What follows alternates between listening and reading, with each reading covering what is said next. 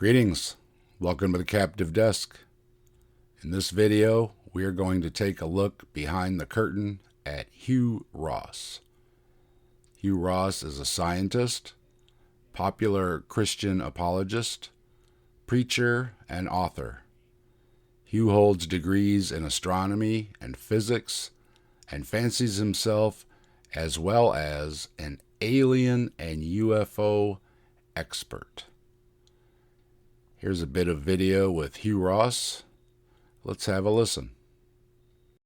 Well, I was born, raised, and educated in Canada, and my parents really stressed moral upbringing. So they did definitely believe in the morality of the Bible. The eternal life part, no.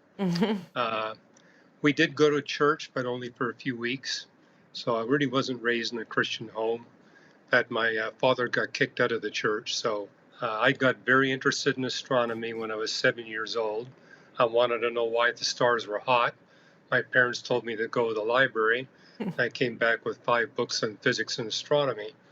They thought, well, did you have to read all those? So no, I found a lot of other interesting things too. But from the age of 7 onwards, I would basically focus on a subdiscipline of astronomy every year. And at age 16, I focused on cosmology. That's the science of the origin and history of the universe. And that's when I realized that of all the different models to explain the origin of the universe, the Big Bang model was fitting the observations.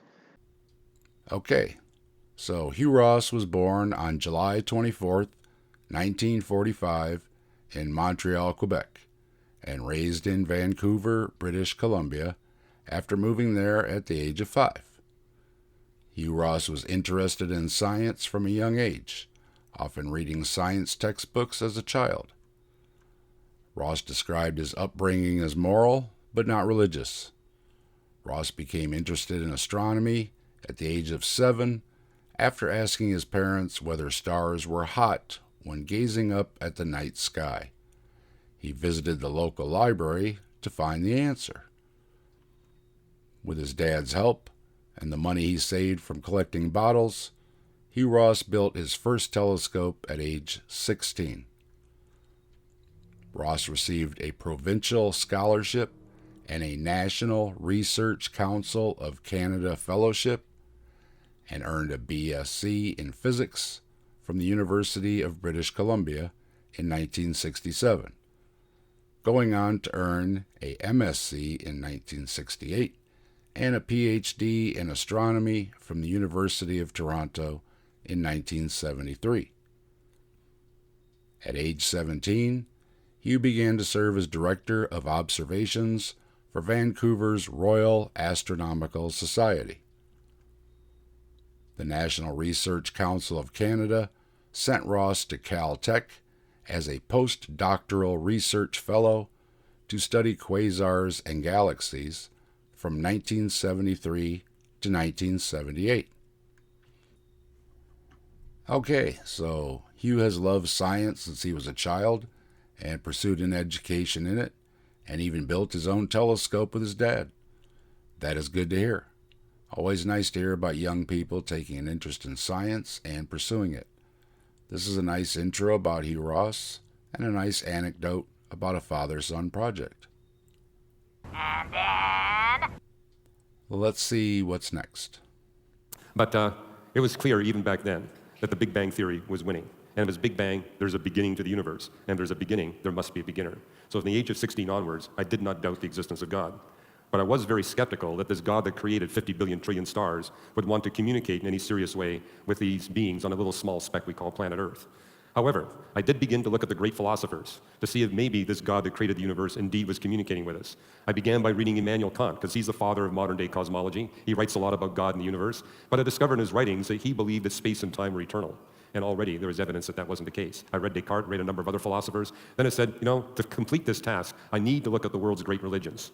And so I began with Hinduism. And they have these books that they call the Vedas. And there's actually quite a bit in there about astronomy. But what it teaches is that the universe has multiple beginnings, where there's a beginning, and then the universe collapses, and it restarts again. But what you see in the Hindu Vedas, it explicitly states that there's 4.32 billion years between one beginning of the universe and the next beginning. And I knew at age 17 that number was not correct. I also knew that the universe had an entropy measure that was 100 million times too high to permit any possible rebound of the universe. And so I put Hinduism aside. And the dominant religion besides atheism in our public school was Buddhism. So I looked at the Buddhist commentaries and found out that when it came to the universe, they borrowed their material unchanged from Hinduism. So I put aside Buddhism. And then I looked at the Quran. And the Quran has 3 different texts that deal with creation, but they actually contradict one another. And one of them says that the stars are closer to us than the planets. And even with a naked eye, you can tell that the planets must be much closer to us than the stars. The Greeks figured that out. They determined the stars had to be bodies just like the sun because of the fact that they couldn't measure parallax with a naked eye. But finally, I did pick up a Bible. Now, when I told you earlier that I didn't meet Christians until I was 27 years of age, that's happened when I joined the Caltech faculty. In fact, I can tell you this, when I arrived at Caltech, I was stunned by how many of the most famous astronomers that were there, Nobel laureates included, were actually followers of Jesus Christ. And they showed me how to find a church. That church put me on their pastoral staff 7 months later. I'm still on the pastoral staff of that church. And by the way, that church, which is sandwiched between Caltech and JPL, Fuller Seminary, and the headquarters of the Skeptic Society, we have an interesting congregation, as you can imagine. They're the ones that helped me launch Reasons to Believe some 28 years ago. So I credit them for that. But when I was 11 years of age, 2 businessmen came into our public school. They never got closer than 30 feet from my desk, but they put on our teacher's desk 2 boxes, and in those boxes were Gideon Bibles. They didn't say a word, but we were all invited to come forward and take one of those Gideon Bibles. And I still carry that Gideon Bible around with me that I got when I was 11 years of age. Now, the cover is gone. That's because our dog a few years ago chewed the cover off the Gideon Bible. But I'm kind of glad I waited until I was 17 to pick up that book. It literally stayed on my shelf, untouched, unread, for 6 years. And when I opened it, I realized that the Gideons had given me a foreign language edition we call the King James translation. And if I had read it at age 11, I think I would have been quite intimidated. And right away, I noticed how different it was. It wasn't vague, it wasn't esoteric, it wasn't repetitious like you see in the other holy books. It was clear and direct and specific, giving you names, dates, talking about geography, history, and science. And I said, this is a book that I can put to the test. So Hugh Ross was also interested in religions since he was a teenager. He read books from philosophers and Eastern religions, such as Hinduism, Buddhism, and Zoroastrianism. He also read the Quran and the Bible and became inspired by its words and eventually became a Christian. Ross served as a minister of evangelism at Sierra Madre Congregational Church. He was encouraged by leaders in his church to start his own ministry. In 1986, Hugh and his wife Kathy founded a science apologetics ministry, Reasons to Believe. In 1991, Ross began writing books on Christian apologetics, with his book sales exceeding 250,000 copies. In 2012, Ross won the Trotter Prize, delivering the Trotter Lecture at Texas A&M University on Theistic Implications for Big Bang Cosmology. Ross has made radio and television appearances, and his work has been covered by news outlets including Christianity Today, the Houston Chronicle, the LA Times, and the Washington Post. Okay, Hugh seemed to be on a spiritual journey, along with his science interests in his youth, and that he read through various philosophers and religions' texts, and one of them spoke to him, and he adopted Christianity. A lot of people are religious and become religious, and scientists can be religious too. Hugh also started Reasons to Believe, where he gives a lot of lectures, Q&As, and has written many books trying to answer questions about his faith and science, putting his money where his mouth is, so to speak. Okay, while I may not agree with his religious beliefs, Hugh stands up for himself, doesn't shy away from engaging with people or not answering questions, including on social media sites and debating folks about both science and theology in numerous different discussion and debate settings. This is how I have seen Hugh come across in his discussions and debates, as a scientist and a believing Christian. Somewhat a moderate believer, not out to reject science, while still having some beliefs in the supernatural claims in the Bible. And then... Let's take a look next at what Hugh's views are on his faith and on well-accepted science. If the light is not what the scientists are saying that it did from all the measurements, then God had to create it in transit. Therefore, it's not really true. No, that's a false assumption. You're setting up a straw man here. If the stars are billions of light years away, and they probably are, I wouldn't argue that. They probably go beyond what we've been able to see so far. Every time they look at a spot in space, they see more stars. I don't know how far it goes. Probably goes forever. And that blows the human mind. How can it go forever? Well, it doesn't go We don't know. forever. You know that it doesn't go forever? Definitely. You've been there, done that. Yes, we've done that. Extraterrestrial for a second. No, we can see far enough away in astronomy that we can look back to that epoch when stars You can see didn't even exist. Are you telling me, and everybody in God's listening, that scientists have now observed the farthest star there is? Yes. Man, okay. Why, Hugh? Why are you saying that? What's the Well, we have evidence? telescopes powerful enough to probe that far back in the history of the universe. In fact, one of the astronomers that volunteers for us, William Keel, at the University of Alabama, that's his research field, photographing the universe before galaxies exist, before stars exist, and showing the history of creation from that moment forward. Does the universe contain mass? And I don't know of any skeptic that denies that the universe contains mass. All you got to do is step on a bathroom scale. But the second one is not quite so trivial. Does the theory of general relativity reliably describe the dynamics of the universe?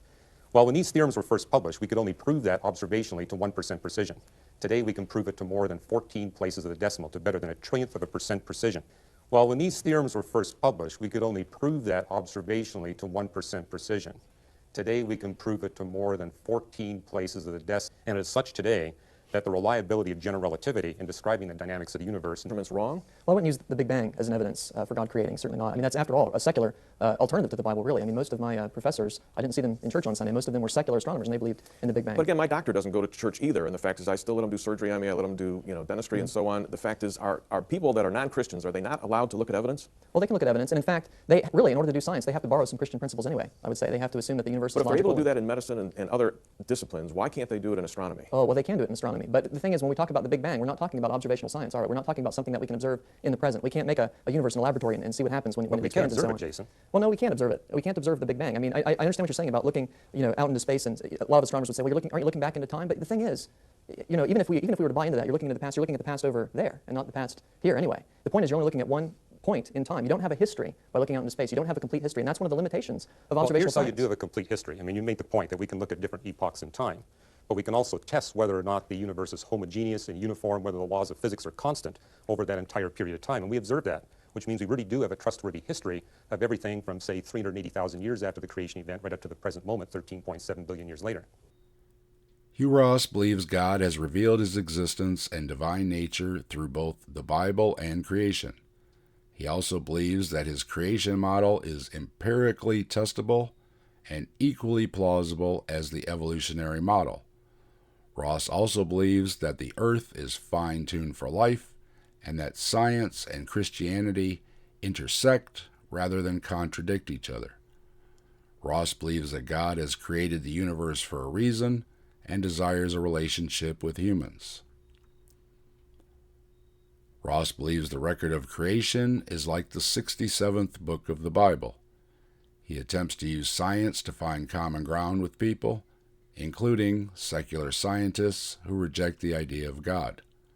Ross believes in progressive creationism, a view which holds that while the earth is billions of years old, life did not appear by natural forces alone, but that a supernatural agent formed different life forms in incremental progressive stages. And in day-age creationism, a system of reconciling a literal Genesis account of creation with modern scientific theories on the age of the universe, the earth, life, and humans. He rejects the young earth creationist positions that the earth and the universe are younger than 10,000 years, and that the creation days of Genesis 1 represent literal 24-hour periods. Ross instead asserts that these days, translated from the Hebrew word yom, are historic, distinct, and sequential, but not 24 hours in length, nor equal in length. Ross agrees with the scientific community that any version of intelligent design is inadequate if it does not provide a testable hypothesis which can make verifiable and falsifiable predictions, and if not, it should not be taught in the classroom as science. Ross has criticized young earth creationists, in particular Russell Humphreys, as well as Kent Hovind, Eric Hovind, and Ken Ham, that he is engaged in debates with on what the Bible says, what it means, and what the science says. Reasons to Believe and BioLogos are two of the most prominent organizations leading the conversation between biblical Christianity and contemporary science. For years, these organizations have nurtured a dialogue on both their areas of agreement, such as biblical authority and the age of the earth, and of disagreement, such as evolution and human origins. Now things are getting fuzzy. While Hugh seems to accept well-accepted science in his own field about the universe and the age of it, and shutting down the young Earth claims, he ventures into other fields like biology, a field he is not educated in, and seems to dismiss well-accepted understandings of how species have evolved in favor of supernatural creation events. He does seem to go back and forth on what science he accepts and what exactly he is interpreting from the Bible to be science. While I have supported his efforts to reach believers with science, I am also concerned about what fields of science he should be explaining to those audiences. If Hugh wants to try to make sense of the Bible somehow to himself, he is free to do that. But the Bible is not a science book, and I find Hugh's beliefs that it is upsetting. It gets tougher and tougher to pin down exactly what Hugh does and doesn't believe is literally what the Bible says and meant to the people of its day, and what fields of science he may be cherry-picking through to suit his Christian beliefs. And then... Let's listen to what else Hugh has to say about science and his faith. What do you say to the kids that have grown up thinking that evolution is proven by the fossil record? What are the things that you use? Give them a mathematical model. I mean, one of the things we're trying to do in university campuses is say, if you're going to work in this discipline, you have to integrate mathematics with biology. Here's the principle. Most mutations, or many more mutations, are negative than those that are beneficial. The best you get is a ratio of 10,000 to 1. In other words, mutations will tend to drive a species to extinction before it has an opportunity to naturally evolve, unless it has a truly enormous population size, more than a quadrillion, a body size less than 1 centimeter, and a generation time briefer than 3 months. Now you can go to the field biologists. Where do you see speciation going on in the real world? They only see it for those species that match the mathematical limits. Those that don't, all they see are extinctions. Right. Because those folks out there are simply saying, both you guys are wrong. The fact is evolution did take place. But I think most of our students recognize that even people like Gould at Harvard are making a shift here. Punctuated equilibrium is really going against what they originally started out with. All of a sudden it just appears in the record. Comment on this, please. Well, it's an excellent point, because what Gould and Miles Eldridge are trying to do is make evolution work where the mathematics tells us that it's the lowest possible probability. I mean, when the species population drops down to a few thousand, you get a 0 probability of evolutionary advance. When you look at the fossil record, where do you see the evidence for the so-called transitional forms? And what you see, for example, in Psalm 104 is that once God transforms our world from a water world where there's only ocean to where you got oceans and continents, verse 9 says, never again will water cover the whole face of the earth. So 5 places in Job, Psalms, and Proverbs it tells us that the flood of Noah cannot be global in extent. Nevertheless, it inundated the entire world of the ungodly human population. So the extent of the flood was the extent of the human population at that time. Okay. The other thing we observed is in each of these 3 periods, which are lasting about 50 million years each, we see no change. So you've got these 3 broad epochs where there's large stasis in between, but very rapid changes when they're extinct and they come back in different forms. Exactly. Okay. And so from a Christian perspective, this is powerful evidence in favor of a creation model and against any kind of atheistic evolutionary model, because here are these creatures not changing for tens of millions of years, then they're wiped out and they're replaced with creatures that are radically different in a very short period of time. In the case of the Jurassic dinosaurs, we know they appear. When you read Job 40 and 41, it's talking about 2 different animals that are large and very terrifying for human beings to approach. And so obviously they would have had to live contemporary with humanity. They're contemporary with humanity, certainly. But because they are large and terrifying, people immediately say, well, what can be larger and more terrifying than dinosaurs? That would be accurate. Right. But previous to the discovery of dinosaurs in the late 1700s and early 1800s, Bible scholars interpreted the Leviathan and the Behemoth as a reference to the crocodile and to the hippopotamus. Now, the response to that from people who believe that are dinosaurs is they say, well, the description of the Behemoth is that it has this tail like a cedar trunk. And the Hebrew word for tail is the word zanab, okay. And it actually has a broader definition than that little tiny tail we see on a hippopotamus. Yeah, because the tail on a hippo is not particularly much. Not so particularly presumably that broader meaning includes the legs or something else that would be. Well, it would include the muscular rump of the hippopotamus. And if you watch how a hippopotamus capsizes a boat that gets in its vicinity, it sways its upper rump and capsizes the boat. So the zanab would really fit well. Gives it a hip check in some sense. Gives it a hip check, and there's no better creature for giving you a hip check than a hippopotamus. I mean, it's got about the most muscular rump you'll find in any animal. And if you look at all the rest of the descriptions, incidentally, they're highly metaphorical. You'll see the words like and as 21 times used in reference to the Behemoth and Leviathan. So that's just an indication we need to be careful about what exactly is being talked about here, because there's what's the symbolic purpose of language. a metaphor? And the purpose of a metaphor is to describe how you're going to feel if you come, say, within 10 feet of one of these creatures, and all you got in your hand is a stick or a rock. I'm persuaded that we really do need to take the details about these individuals literally. I mean, it seems quite repeated and explicit in the Bible that these were individuals of a great size. I mean, even with a short cubit, The shortest of the Nephilim we see mentioned is Goliath, and that puts him at 9'9" or taller. And also it talks about the weights. He even used the shortest version of those Hebrew weights. That means he was taking at least 250 pounds of armors and weapons into battle. So on that basis, I would argue this can't be a mere human being.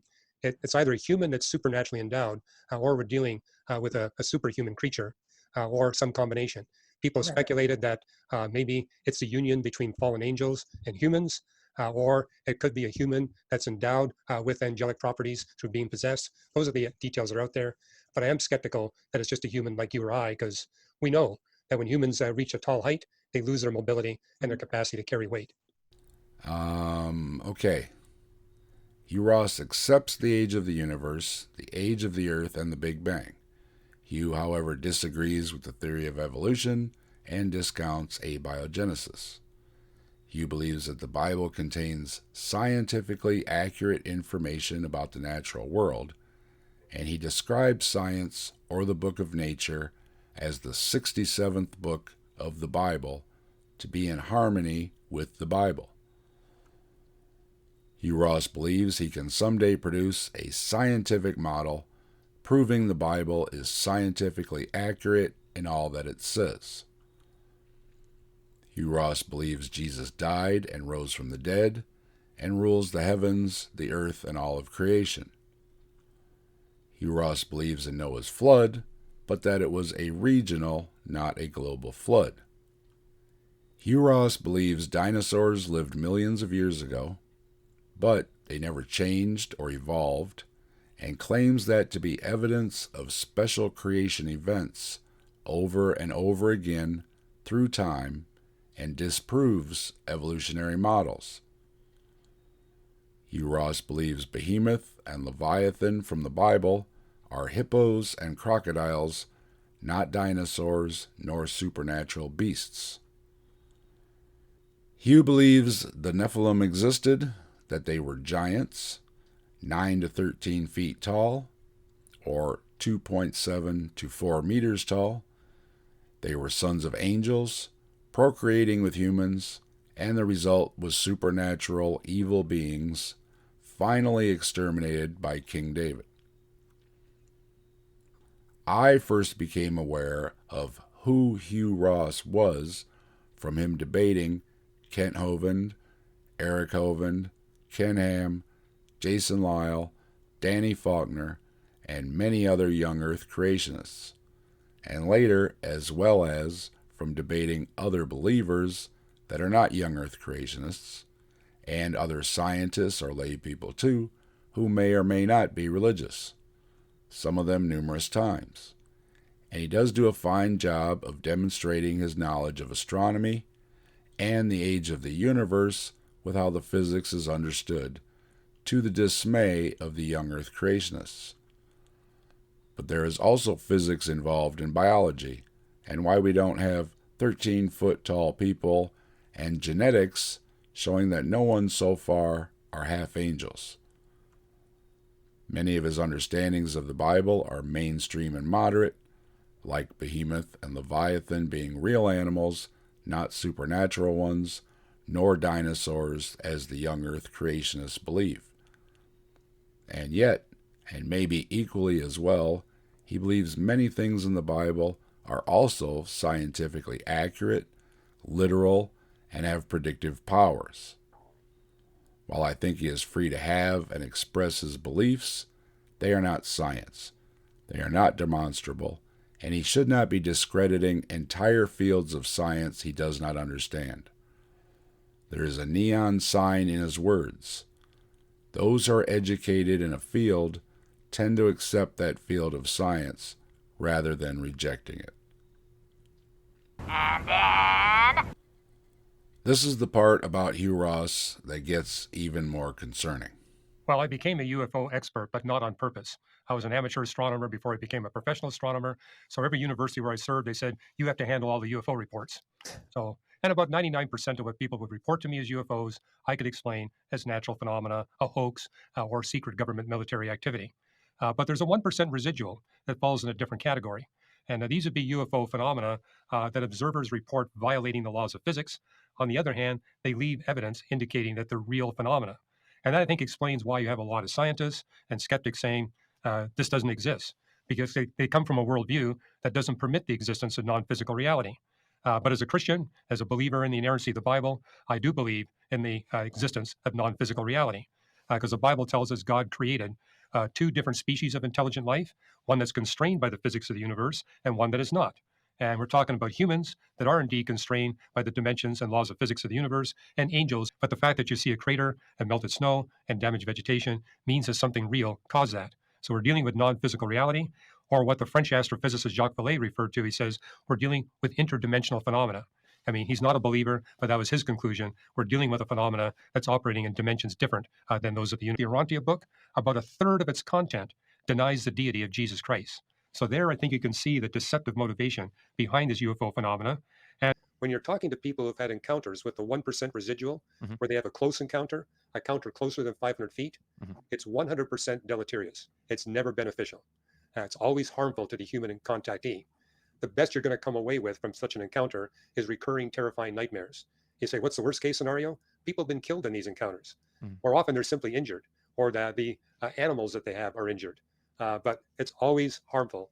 So I think we're dealing with the fallen angels. And in our book, Lights in the Sky and Little Green Men, we say we're offering a scientifically testable explanation for UFOs. If indeed we're dealing with the fallen angels, the demons, as the Bible tells us, these demons need permission to invade our lives. And they gain that permission through our involvement in the occult. So I close the book off by saying, if you eliminate all of the occult in your life and the life of your close relatives, that will be the end of your close encounters with UFOs. But if you open those doors and begin to practice it, don't be surprised if you don't have just one encounter, but multiple encounters. And then I offer statistics. Countries of the world where you got a higher percentage of the population involved in the occult, you also have a higher percentage having these close encounters with the 1%. And that's even true here in the United States. Of the 50 states where we see the greatest, but I also discovered that there was a tremendous amount of occult activity going on in the Soviet Union at that time, especially amongst the educated people. I mean, I was constrained. I was told I can only talk to people with doctoral degrees in engineering and science. And I remember speaking to audiences where I estimated a quarter of them were demon possessed, and they got demon possessed through their involvement with the occult. They were having encounters with these UFOs, and they were terrified by what they were experiencing. So it kind of verifies, hey, what Alan Hynek said years ago, that these close encounters are not beneficial. They mean us harm, and there's a deceptive message. They're trying to persuade us. I'll give you an idea. There's 4 UFO religions active in the United States today. There's more overseas. And 2 of them are based on what's called the Urantia book, which is a big, thick book that was communicated through automatic writing to someone who had a UFO encounter. Whatever's behind the UFO phenomena, they're not physical beings like us. It's something else. But the real evidence, and this incidentally, I cite 6 other physicists in Lights in the Sky and Little Green Men, and these are physicists like me who've spent a minimum of 10 years researching the UFO phenomena. They all agree that we're dealing with something that's real but not physical. Real because we got the craters. We can see the melted snow. We can see the damaged vegetation. But not physical because there's no sonic boom, there is no heat friction, and we go to the site, there's nothing physical that we can recover. And with all these 20 million documented cases, no one has ever been able to produce any physical evidence. But clearly it's real. Something caused those craters. Something melted the snow. Something damaged the vegetation. And people have been harmed by these UFO encounters. It's not benign. And this is what I think is really interesting as well, is when you look at the close encounter database, the best you're going to come away with is recurring, terrifying nightmares. Everyone has had one of these close encounters. They've had deleterious effects. 0% evidence that it's ever beneficial. So the best you're going to come away, so what's the worst you're going to come away with? The worst is you get killed by the phenomena. People have been killed by these close UFO encounters. And it's not just people. There's hundreds of documented cases where the animals that are associated with these people also get injured or killed. But it's only animals that are bonded to the human owner. So like their cow, their dog, their cat, their horse. And often the animal sees the UFO encounter first, and the human sees it again. But the only time animals are affected is when the animals are strongly bonded to the human that also experiences the encounter. That too is an important data point. And then when you look at these close encounters where there's messages, the messages only happen to people who are deeply involved in the occult. There's no evidence of people having a message being sent to them by a UFO craft or a UFO being where the individual has not been deeply involved in the occult. Which is why we close our book off. In Lights in the Sky and Little Green Men, we say we are presenting a testable model of UFOs. Testable in this sense. There's a direct correlation between the close encounters and the degree of occult activity of the people that have these encounters. And explain to me why so many more people in the Soviet Union were having the encounters than here in America. And why the level of encounters in Russia today has plummeted. It's nowhere near what it was like during the Soviet era. And I was only allowed to speak to scientists who had doctoral degrees when I was in the Soviet Union. But as I visited their institutions, I saw that every one of them had a department of occult physics. And the Russians were well aware that they were way behind the United States in terms of technology. Where they thought they could get an edge on us militarily is through occult physics. These departments of occult physics were tasked with finding new weapons. So their goal was to come up with occult weapons that they could use against the West. Well, they never really produced any. Yeah, paranormal. And what I discovered is a lot of the audiences of physicists I was speaking to in the Soviet Union, there was one audience I spoke to where at least a quarter of them were demon-possessed. Now, I'll say this about demon possession. I tell people, hey, if you're a Christian and you run into it, deal with it, but don't seek it out. I believe the demons want to distract us, but if you're confronted with it, you've got to deal with it. And they say, well, were these really demon-possessed people? I would walk into the auditorium, and even before I was introduced or the topic was announced, they'd be jumping up and screaming obscenities at me. And not just at me, obscenities at Jesus Christ. And they'd be accusing Jesus Christ of the most vile behavior. Now, I've run into longshoremen that take the Lord's name in vain, but they restrain themselves from accusing Jesus, for example, of being a serial homosexual rapist. You get that from demon-possessed people. Or I would walk into the auditorium, and they would run away and cower in the background and kind of curl up into the fetal position. Normal people don't do that. And these are people with doctoral degrees. And it's like everybody else in the audience knew they were demon-possessed. They saw so much of this, they knew exactly what was going on. It's rare in the United States. The reason why it's rare is there's so few of us that are that deeply involved in the occult. I did get to see some of it at Caltech, because there were a couple of physicists, in fact, there are famous physicists, that were secretly involved in occult work. In fact, one of them actually knew some of these Soviet scientists. Hey, this sounds like something worthwhile investigating. And he was having experiences he wished he didn't have.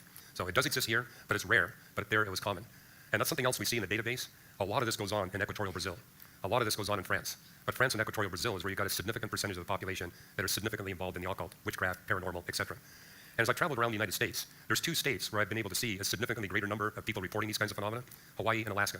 But Hawaii and Alaska is where you also have a higher percentage of people involved in the occult. So that's one of the claims we make in our book. There's a direct correlation between the degree of occult involvement and these UFO experiences, these UFO encounters, and especially where people have a close enough encounter that they're getting a message from these beings. But we also close our book off by saying if you will take the steps to eliminate the occult from your life, that will be the end of your UFO encounters. And this book has been out for, 18 years now. And I've challenged people, okay, try this and let me know if it doesn't work. It works. Close the doors of the occult. Now, there's one important caveat. You can have these UFO encounters if there's a close relative to you that's deep into the occult and you've not confessed what they're doing as something that violates God's will for us. I had some of that in my own family. And it's important that we acknowledge before God, hey, what's going on in my family is something that you don't approve of and I don't approve of. That will cut the link. But demons do work through close relatives. So I've run into people say, I got no occult involvement. And so I ask them a lot of questions. And I find out, for example, they have a sexual relationship with a witch. And I say, well, guess what? That's your door. You need to break that relationship off. And they say, oh, okay, I'll take care of that. And then suddenly the UFO encounters. So that's the other thing we see. There seems to be a commonality to this UFO phenomena where they're intent on diverting people away from the Christian faith. Or they're trying to encourage people to pursue power and abandon truth. Often in these UFO encounters, the so-called UFO beings are promising certain powers to the human encounter. But as a result, they wind up being possessed by a demon or they wind up believing things that simply are not true. And again, a lot of people are injured and killed. But one of the things I've learned just in my experience with witchcraft and demons is that their goal is to get you to end in these close encounters with UFOs. Now, in terms of the latest data release from our US government, and by the way, other governments are following suit, and there's always been classified UFO documents, but what's happening in the news is a lot more of those classified documents are being released. And I think what's new in those documents, we reported previously in our book, Licensed Sky Little Green Men, is that you've got credible people having these UFO encounters, astronauts, pilots, scientists that are having these encounters. And what's often, though, is that you see these photographs, and you got a photograph of the UFO, but you ask the human observer, did you see it? No, but I photographed it. Or you got people on naval ships where they get a radar bounce, but nothing shows up in photographic film. Or they see it, and they try to get a radar bounce, and nothing happens. And so we got these multiple detection methods, but they're not consistent. Not all the instruments pick up the UFO. Some of them do, and some of them don't. But again, that's what you'd expect if you're dealing with something that's not physical, but real. But I think some of the more spectacular latest releases are saying we got both a radar bounce and we got a photograph, but then they don't have a visual sighting. So they're now finding whatever's behind demonology is also behind UFOs. There's a one-to-one correspondence of what's going on there. And I'll tell you a personal story. When I was a graduate student, I was logging 1,500 hours of observing time on the telescopes per year. And there were two astronomers from York University who would come up for a 4-hour observing run once a year. But every time they came up for an observing run, they saw UFOs. And in my entire 5-year career of making all these observations, I never saw a UFO. But every time they came in the telescope, they saw a UFO. And there was a couple of other graduate students who were also logging more than 1,000 hours a year. I said, what about you? They said, well, we're not seeing anything. And there's one astronomer here in America that actually did a survey of observing astronomers all over North America about the UFO phenomena. And I've cited his work, basically making the point, there are astronomers that do have UFO encounters, but every one of them is deeply involved in the occult. I knew these two astronomers, and I knew they were deeply involved in the occult. These fallen angels cannot invade your life and give you these UFO encounters unless you invite them. They need an invitation. And the invitation is when you begin to look for supernatural power or information. The demons are more than happy to provide you with this power, but it comes at a price. They are intent on deceiving you. They are intent on harming you. These fallen angels can also work through a close relative or a sexual partner. So if you've got a close relative or a sexual partner that's deep into the occult, you need to confess what they're doing as a sin unto God. When you do that, that closes the door, not for them, but for you and for people under your authority. You're involved in a seance, you're basically inviting a demon to invade your life. Astrology would be another example, a Ouija board, so occult art, occult music. And I remember there was a couple in our church, and they just purchased a home. And they said, Hugh, there's actual spoons and knives floating in midair in this one room. And it feels really weird when you go into that room. And I said, well, the previous owners must have left behind an occult article. It took us a weekend to find it. but we discovered that there was a room that had been repainted. Underneath the new paint was this deep midnight blue, a favorite color for calling up demons. And we also found that there was a faint outline on the wall. And later on, we found an astrological forecaster in a pile of junk lumber in the garage. It exactly fit that faint outline on the wall. When we destroyed that item, that was the end of floating spoons and forks. That was the end of that room feeling weird. That couple's never had an encounter since. So sometimes there's an article left behind by somebody else. But if you keep the occult out of your life, if you stop trying to pursue paranormal powers through reading occult books, that will be the end of your UFO encounters. Now, it works the other way. If you bring the occult in your life, and the more you bring in, the more likely you will to have these UFO encounters. And I find it interesting. I run into a lot of people that have repeated UFO encounters. And that's a clear sign to me they're really deep in the occult. And sometimes I ask them questions, they say, there's no occult in my life. But I ask them a lot of questions, they say, oh, that's the occult? I had no idea. And so, so yeah, we had a Ouija board party at our home. Well, that's an occult invitation. Get that out of your life. That'll be the end of these encounters. And there's this real sense of relief when people get this out of their life. Their anxiety level goes down. They stop being depressed. But it's important. Hugh Ross believes he is an expert in and knows all about aliens, and that they are actually demons that are invisible, immaterial, and so are their spacecrafts. And why, when we find craters all over the earth, but no debris or bodies from alien visitors that crash here all the time, it's because they are interdimensional, invisible, non-physical manifestations of demons, trying to convince Christians to reject Jesus in favor of humanism. The messages from these demons of be good to each other and take care of the planet and forget about Jesus are surely ungodly, unbiblical, and satanic, I guess. Hugh Ross believes if you dabble in the occult, aliens and UFOs will appear to you in the sky or up close and personal. Sometimes very up close and personal. They may even give you a ride, and maybe on their spacecraft as well. But they are really demons in disguise, summoned by people playing with Ouija boards and tarot cards, trying to talk to their deceased relatives. Hugh Ross believes he has provided a scientific, testable model that if you play with Ouija boards, you will summon demons that pose as aliens that for some reason crash their supernatural, interdimensional, invisible, non-physical spacecraft into the earth at rates that dwarf how many of our primitive airplanes do, that only suffer a few crashes a year, while demon alien crafts drop out of the sky and crash on a regular basis, maybe even daily. Hugh Ross believes when he enters a room full of scientists, the ones that are really demons yell foul obscenities at him about Jesus and may curl up on the floor in the corner, as being in his presence as a Christian and follower of Jesus Christ, it really bothers them. Hugh Ross claims these demon encounters happen to him all over the globe, but largely in Russia, as they were, as Hugh claims, far more into the occult than other countries, but not as much since the fall of the Soviet Union. Hugh Ross can provide no photos, videos, testimonies, or citations of any sort to back up his claims that many of his peers are demons. Hugh Ross claims to personally know and work with astronomers and other scientists that are demons, and that when they have telescope time, they always see UFOs and aliens. Yet, when Christian astronomers have telescope time, they never see aliens or UFOs. Hugh doesn't name any of the many demons he works with and has lectured to that curl up on the floor in fear of him. Hugh Ross says that 99% of all alien and UFO claims are explainable with natural phenomena, and also says that the 1% remaining, as unexplained, means they are demons, summoned by occultist activities to pose as aliens and crash into the earth, trying to deceive believers into rejecting Jesus and to embrace and spread a humanism view of taking care of the environment and being good to each other and the planet, and reject Jesus because the Bible says no such things about being good to each other or caring for the earth. Or does it? Hugh Ross, in many of his talks and lectures, seems to be a moderate believer. Hugh seems to understand and accept most of the scientific consensus in physics and astronomy, yet does a 180 when it comes to biology, evolution, and the origins of life.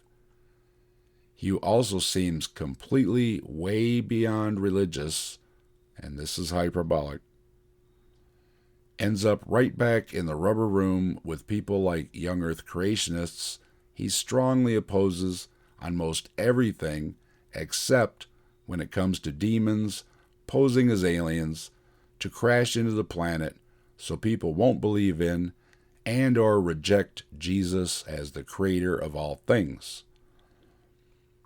Perhaps if they were able to summon some demons that were pilots in their past lives, or find a spell that gives them the abilities, would be more of a demonstration of their power, rather than being invisible, undetectable, and seeming to be taking themselves out as they crash into Earth all the time, while leaving no traces but a bunch of craters that Hugh, as an astronomer, should know are from space rocks that vaporize upon impact and leave little to no large debris or traces in and around these craters.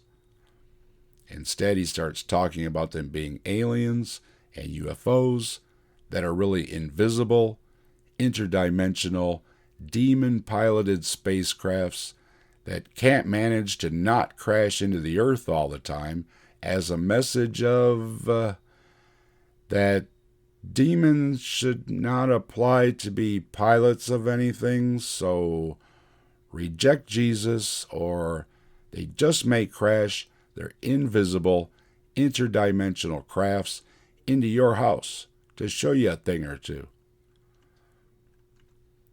I thought Hugh Ross was a moderate, and he does seem to be in many areas of his faith. However, and I am being hyperbolic here, Hugh is over the rainbow. He is off the ranch. There are toys in the attic. He done lost his marbles. A brick shy of a full load. The cheese has slid off his Ritz. The lights are on, but is anyone home when it comes to his beliefs in the testable model claims of demons disguised as aliens showing up because someone played with some cards or a board game? It is very concerning and heartbreaking, as again I thought he was a moderate and a fairly good scientist. However, this seems to once again show that smart, educated people can be off the deep end when religion is in the mix way too much. I think Hugh needs to check himself against the many nonsense claims he has debunked from young earth creationists and apply the same amount of critical thinking to his nonsense claims about invisible, interdimensional, demon aliens out to make the planet better and the people better, as a way to show how evil the demon aliens are in contrast to Jesus in the Bible. What do you think? Am I being too harsh? Am I not being fair? Did I get something wrong? Am I misunderstanding what he is saying? Let me know in the comments. Thanks for watching, and keep watching the skies. You just may spot an interdimensional, invisible, non-material, alien demon hybrid about to crash into the earth. Again, to prevent us from making it a better place for all. If you enjoyed this video, please hit the thumb and subscribe with a bell to get notified of future videos. Leave a comment, share the video, and let's be good to each other and to the planet. I will see you next time.